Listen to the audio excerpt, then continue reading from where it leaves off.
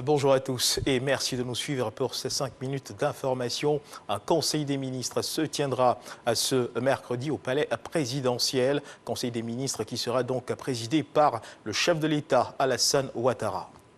Le président de la République, Alassane Ouattara, qui a reçu des lettres de créance d'ambassadeurs désignés de la Mauritanie, d'Italie, d'Espagne, de la Sierra Leone et d'Indonésie. Ces 5 ambassadeurs ont salué l'excellence des relations de coopération qui existent entre leurs pays et la Côte d'Ivoire à Ouattouré.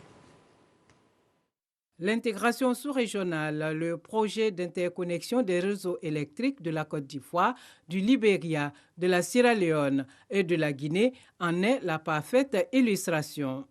Conduite par Côte d'Ivoire Énergie, ce projet vise à établir un marché d'électricité dynamique dans la sous-région ouest africaine et à sécuriser l'approvisionnement en électricité des pays concernés. Le vice-président sierra-léonais Mohamed Julde Diallo, au nom du président Julius Maada Bio, a remercié le président de la République Alassane Ouattara pour la matérialisation de ce projet avant de saluer son leadership en matière d'intégration africaine. Le projet Transco CLSG, ce projet qui est lié Côte d'Ivoire, Libéria, Sierra Leone et Guinée, ça nous permettra d'avoir d'ici quelques années 26 mégawatts. Là, on va commencer avec 10 mégawatts qui va progressivement aller sur 27 mégawatts. Et ça va nous permettre, en tant que pays Sierra Leone, pour électrifier la zone sud-est de Sierra Leone, ça c'est la zone minière.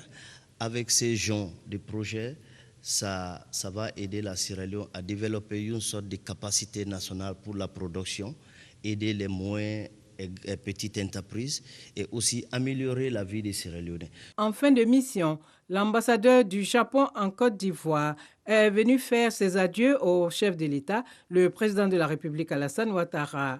L'occasion pour le diplomate nippon de faire avec lui le point sur les relations de coopération entre la Côte d'Ivoire et le Japon, notamment dans les domaines de la santé, des infrastructures routières et de l'électricité. J'ai abordé le bilan de la coopération du développement en Côte d'Ivoire. Il y a plusieurs projets qui sont en train et bientôt commencer. Par exemple, la phase 2 de la construction de l'échangeur amitié ivoiro-japonais et puis la construction de 3 échangeurs sur boulevard François Mitterrand. Et en ce qui concerne le projet de renforcement de réseau électrique sera bientôt entamé. L'ambassadeur Kuriamitsu Hideaki s'est par ailleurs réjoui de l'entrée en vigueur de l'accord de promotion et de protection des investissements privés ainsi que la création du comité d'aménagement et d'amélioration du climat des affaires. Un compte-rendu signé à Ouattouré, le président de la République d'Afrique du Sud, Cyril Ramaphosa, effectuera une visite officielle en Côte d'Ivoire de 72 heures. Il arrive ce soir, ce sera l'occasion pour le président sud-africain de passer en revue plusieurs dossiers engagés dans le cadre de la coopération entre son pays et la Côte d'Ivoire. Dans l'actualité internationale au Burkina Faso, après donc la manifestation de samedi dernier qui a tourné à l'affrontement avec les forces de l'ordre à Ouagadougou, la société civile connaît ses premières interpellations. Mamadou Drabo, le secrétaire exécutif du mouvement Sauvons le Burkina Faso, qui avait appelé à marcher contre l'insécurité grandissante face aux attaques djihadistes, a été mis aux arrêts.